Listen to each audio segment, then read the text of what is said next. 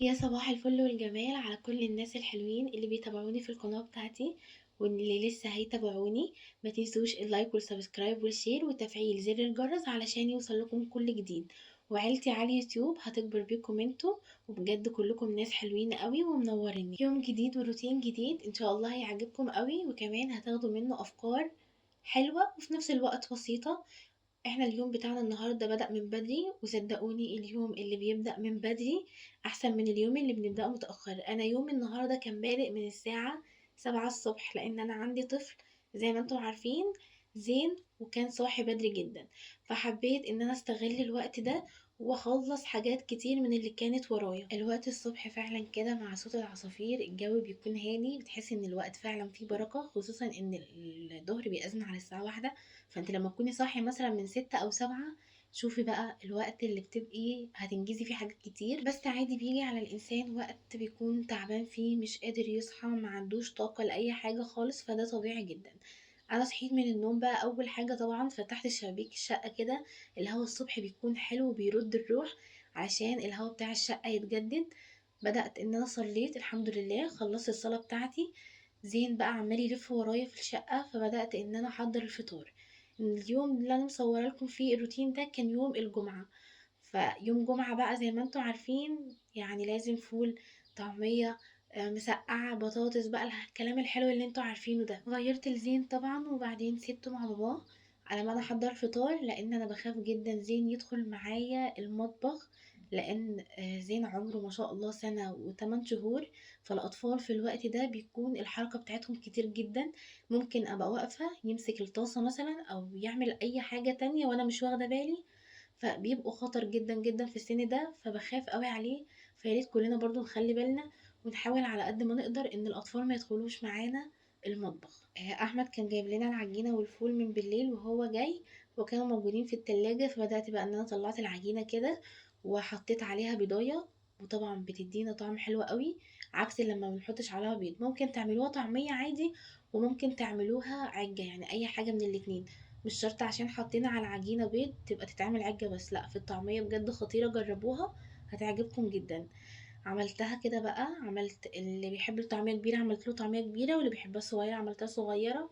عملت شوية بسمسم وشوية من غير سمسم، يعني علشان مش كلنا بناكل زي بعض، ومش كلنا بنحب الحاجات زي بعض. الطعمية من بره بتبقى مليانة زيوت، زيوت مهدرجة، غلط على الصحة، خصوصا ان انا عندي زين بيحبها. فقررت ان انا بعد كده اعملها في البيت.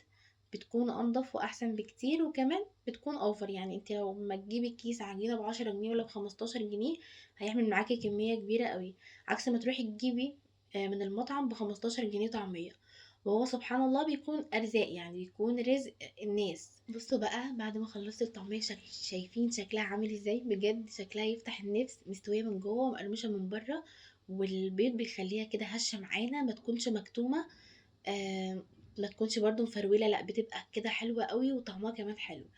اساسي على الفطار عندي ان انا اجيب طماطم، طالما في طعمية ان انا اجيب طماطم واقطعها 4 تربع بالشكل اللي انتوا شايفينه ده، وانزل عليها بشوية من الكمون. ممكن تزودي شوية من الملح عادي، بس انا ما بحبش ازود لها ملح ولا اي حاجة غير الكمون. بيبقى طعمها بجد حلو قوي، عكس الطماطم المخللة والبتنجان المخلل. بحس ان دي كده على الصبح بتكون اخف. بدأت بقى ان انا اجيب الصينية اللي هناكل عليها، وقدمت عليها الفطار. الفول سخنته في الميكرويف، زودته كده شوية بسيطة خالص من زيت الزيتون او زيت الطعام العادي. والطماطم اللي عملناها والطعمية خلاص خلصتها. الطعمية دي كنا جايبين ب10 جنيه عجينة بس، شايفين عملت منها كمية قد ايه.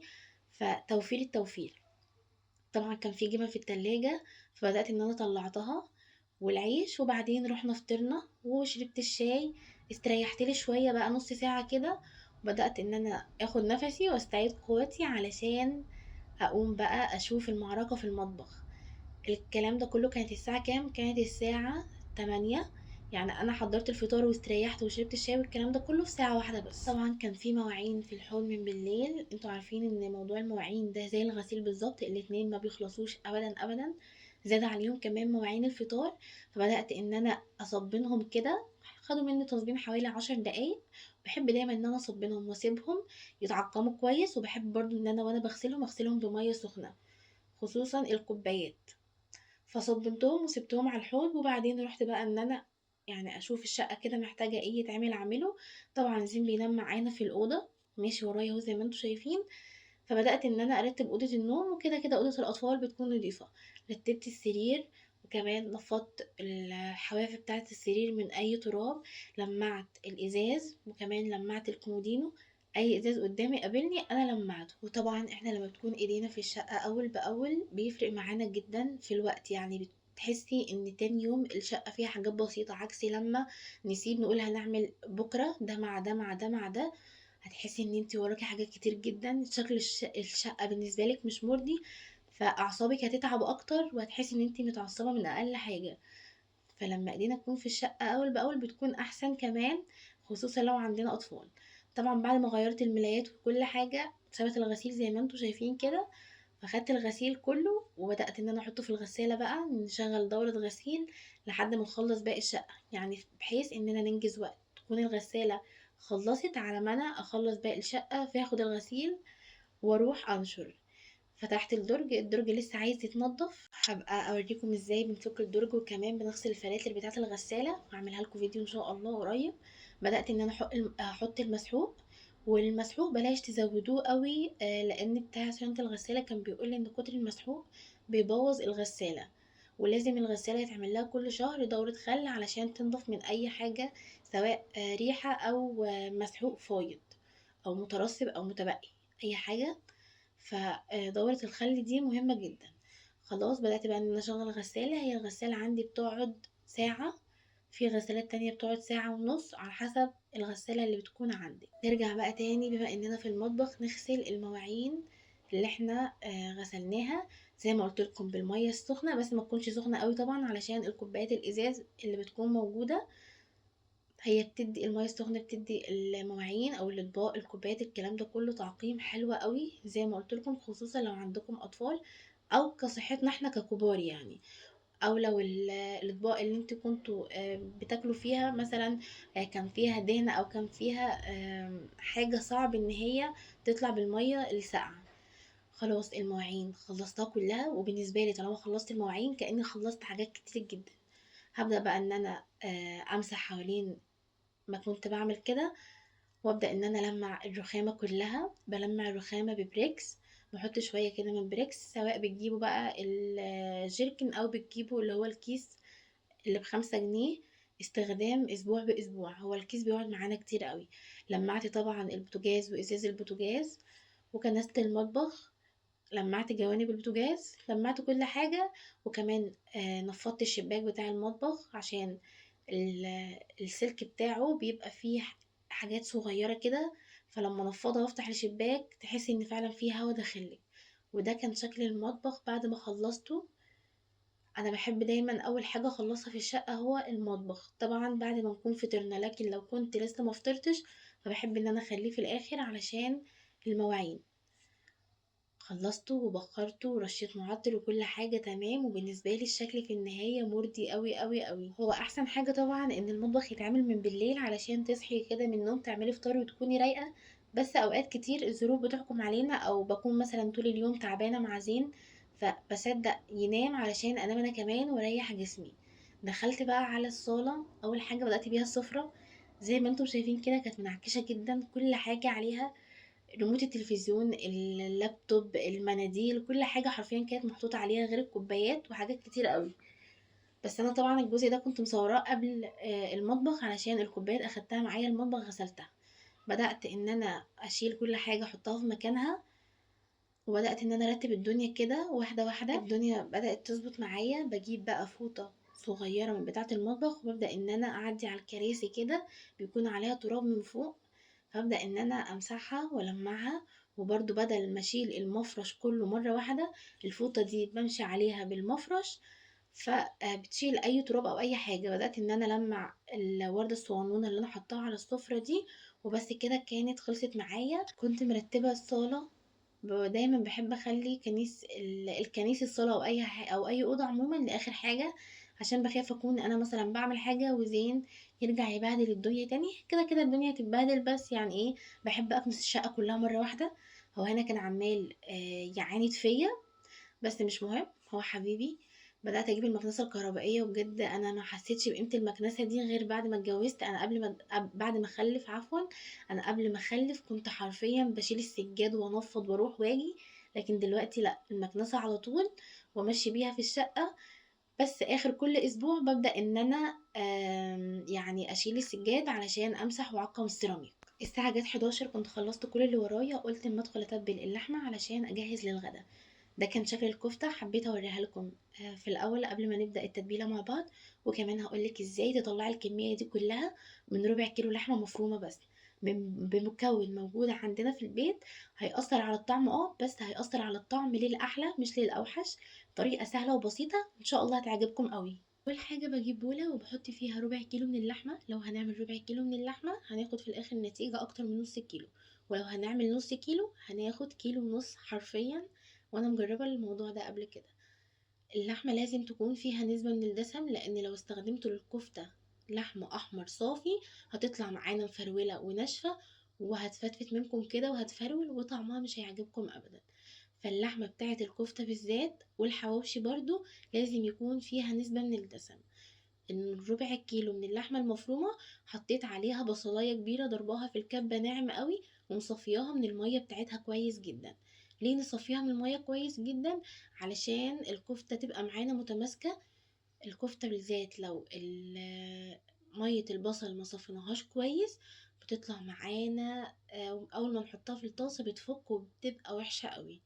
بزود طبعا البصل بيحب الفلفل الاسود، فبزود معلقة كبيرة ممسوحة من الفلفل الاسود، معلقة صغيرة من الملح، وببدأ ان انا اقلب المكونات دي كويس جدا مع بعض لحد ما البصل يندمج مع اللحمة المفرومة ويبقوا عبارة عن حاجة واحدة. بعدين ببدأ ان انا ازود معلقتين كبار ممسوحين زي اللي شفتوهم دول من البقسماط الناعم اللي هو بتاع البانيه، بس اهم حاجة يكون بقسماط ناعم مش خشن علشان يدينا نتيجة حلوة، مع معلقة صغيرة من النشا، واقلب كويس جدا مع بعض. طب البقسماط ليه؟ علشان يخلي الكفتة بتاعتي معايا متماسكة واضمن ان هي ما تفكش مني. هنا بقى دي الحاجة الحلوة قوي والمفيدة جدا اللي هتزود لنا الكمية بل هتضعفها. بطاطساية صغيرة قشرتها وغسلتها كويس جدا من اي حاجة فيها، وبدأت ان انا ابشرها بالشكل اللي انتوا شايفينه ده. عايزة اقول لكم في الكفتة بتديها طعم، انتوا هتجربوه وهترجعوا تقولولي ان الوصفة طلعت حلوة جدا معاكم. واهم حاجة برضو زي ما صفينا البصل كويس جدا من المية، لازم البطاطس نصفيها كويس جدا من المية بتاعتها، لان زي ما انتوا عارفين ان البطاطس بيكون فيها سوائل كتير جدا، فعلشان الكفتة تكون معانا متماسكة ونضمن ان هي تطلع معانا ناجحة. هنا زودت رشة كمان بسيطة كده من الملح، وبعدين معلقة صغيرة ممسوحة من البابريكا المدخنة مش البابريكا العادية، معلقة صغيرة من بهارات الكفتة. وبس كده، هي دي كل التوابل اللي بنستخدمها. وبفضل اعجن كويس جدا جدا حوالي 10 دقايق لحد ما انسجت اللحمة كلها تتداخل مع بعض، واحس ان الكفتة بقت عجينة واحدة. مفرقش ابدا ان فيها بطاطس ولا ان فيها مثلا بصل، لا تحسوها في الاخر كده عجينة لحمة فعلا. واخر مكون معانا بقى والمكون السحري، معلقة كبيرة ممسوحة من البيكنج باودر علشان الكفتة تطلع معانا كده هشة من جوه وجميلة، ما تطلعش معانا مكتومة. ما تنسوش البيكنج باودر بيفرق جدا جدا في النتيجة. خلصت اللحمة المفرومة واتبلت كويس قوي، هبدأ بقى ان انا ادخلها التلاجة تتشمع مدة ما تقلش عن ساعتين. بنبه عليكم تاني اهو، لازم الكفتة تتشمع في التلاجة. لو عملناها كده، لو كورناها وحطيناها في الزيت على طول هتفك منكم، هتفرول وهتحس ان انتوا فشلتوا في الموضوع ده. فلازم الكفتة تتشمع. ده كان شكلها بعد ما حطيتها في التلاجة 4 ساعات، لان انا كنت متبلاها من قبلها بمدة يعني. اتشمعت كويس جدا، ولازم طبعا نغطيها علشان الوش بتاعها ما ينشفش، خصوصا لو انتوا هتسيبوها في التتبيلة دي او هتبقوا متبلينها من قبلها بيوم. نبدأ بقى ناخد قطع كده من اللحمة ونكورها بالشكل اللي انتوا شايفينه ده. اتكورت معانا بكل سهولة، ما لزقتش في ايدينا، متماسكة وباين عليها ان هي ما شاء الله. يعني العجينة بتاعتها والخلطة بتاعتها كويسة. تقدروا بقى تكبروا حجم الكورة او تصغروه على حسب احتياجكم او على حسب راحتكم. مش شرط على فكرة نعملها كفتة داوود باشا كده زي ما انا عاملاها، ممكن نعملها الكفتة العادية بتاعتنا اللي هي كفتة الحاتي ونسويها في الفرن او على عين البوتاجاز. ممكن نضاعف الكمية كده برضو في كفتة الفراخ، بيبقوا حلوين قوي. وهنزل لكم فيديوهات برضو، بس بتختلف على حاجات بسيطة جدا بتفرق معانا في النتيجة وبتفرق كمان معانا في الطعم، خصوصا لو هنعملها كفتة فراخ. استنوني برضو هنزل لكم الفيديوهات بتاعة الوصفات دي. هخلص بقى الكمية وارجع لكم تاني عشان بس مطولش عليكم الفيديو. هنا بقى كنت خلاص خلصت الكفتة بتاعتي. عايزة اقول لكم ان في كمان لحمة تعمل زي الطبق الصغير ده اللي انتوا شايفينه. شايفين بقى الربع كيلو لحمة مفرومة عامل معانا كمية قد ايه؟ يعني حوالي 3 اطباق من الحجم اللي انتوا شايفينهم ده. بعد ما بخلصها برضو لازم ادخلها التلاجة تتشمع قبل ما احطها على النار مدة ما تقلش عن تلت ساعة. الكفتة كل ما تتشمع اكتر كل ما تدينا نتيجة افضل، تكون زي اللي شاريينها من بره بالظبط. احنا بنستغرب بره لما بنجيب الكفتة ما تفكش معانا وتبقى ماسكة كده، بتكون ماسكة ما بتفكش خالص وناشفة. ده علشان بيسيبوها تتشمع وقت حلوة قوي. نيجي بقى على طريقة التسوية ونخلي بالنا منها. كفتة يعني لازم كده حتة ليا ضاني، وبما اننا كنا لسه خارجين من عيد الاضحى المبارك فان شاء الله كلنا نكون متوفر عندنا ليا ضاني. بجيب ليا ضاني بقطعها مكعبات كده وابدا ان انا ازود عليها معلقة كبيرة من الزيت علشان اللي ما تتحرقش معانا.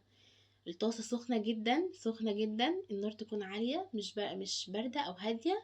فابدا ان انا انزل بقى الكفته بتاعتي كده. بعد ما بنزلها في الطاسه ما بجيش جنبها خالص، انا هنا بس عشان كنت مسرعه الفيديو فتحسوا ان انا حطيتها وقلبتها على طول، لا انا بس سبتها 5 دقايق لحد ما خدت معايا الصدمه او اتشمعت كويس، وبعدين بدات ان انا اقلبها.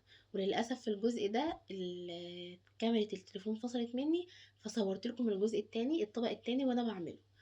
بعد ما الكفتة بتتحمر معايا كويس من ناحيتين ومن الجوانب بالشكل اللي انتوا شايفينه ده، انا بقعد احمر فيها حوالي ربع ساعة لحد ما ياخد اللون الحلو اللي انتوا شايفينه ده.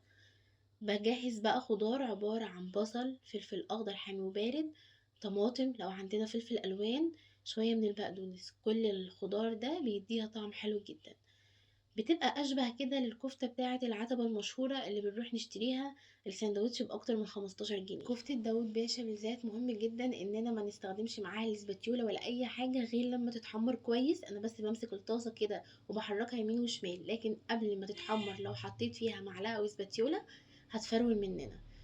بعد ما اتحمرت بقى حطيت عليها البصل الاول حوالي 5 دقايق كده، وبعدين زودت فلفل اخضر حامي وبارد، واخر حاجة زي ما انتم عارفين بزودها هي الطماطم. توابل بقى رشة بسيطة خالص من الفلفل الاسود ورشة بسيطة خالص من مرق الدجاج لو موجودة عندنا، مش موجودة عندنا خلاص يعني مش لازم نحطه. والملح بتاعها مظبوط مش محتاجين نحط ملح. وبسيبها بقى لحد ما الخضار كده يدبل معانا وريحته تبدأ تطلع. ممكن كمان في الخطوة دي نزود فص صغير من التوم هيدينا برضو طعم وريحة حلوين قوي. وبفضل ان انا اقلب فيها كده كل شوية لحد ما الخضار يدبل معانا 10 دقايق بالظبط وبتكون جاهزة. هنا بقى جبت الطبق بتاعي وبدأت ان انا اغرفها. مش قادرة اقول لكم بجد ريحتها كانت عاملة ازاي، ريحتها كانت حلوة جدا، ده غير الطعم هيعجبكم قوي. دي بقى تتاكل بالعيش زي ما انا هوريكم دلوقتي، ما ينفعش بقى معاها لا رز ولا مكرونه ولا اي حاجه. احسن حاجه ناكلها بيها العيش مع شويه سلطه طحينه، شويه سلطه خضراء، او شويه ويسكي حلال اللي هي ميه السلطه. وبجد احلى من مليون اكله ناكلها بره، موفره جدا، ما استهلكناش حاجات كتير ولا خامات كتير. لو حسبتي تكلفتها في الاخر هتلاقيها مش معديه ال170 جنيه، وهتكفي معاكي عدد كبير جدا. اتمنى ان هي تكون عجبتكم. جبت بقى رغيف كده من العيش البلدي الحلو بتاعنا وبدات ان انا اعمل سندوتش، بس انا هنا كنت حاطه يعني مزوده الكميه علشان اوريكم الشكل بتاعها برضو عن قريب. شويه الخضار اللي شوحناهم معاها دول في حته تانية خالص، وطبعا اللي بيديها طعم احلى واحلى هو اللية. واشوفكم ان شاء الله على خير.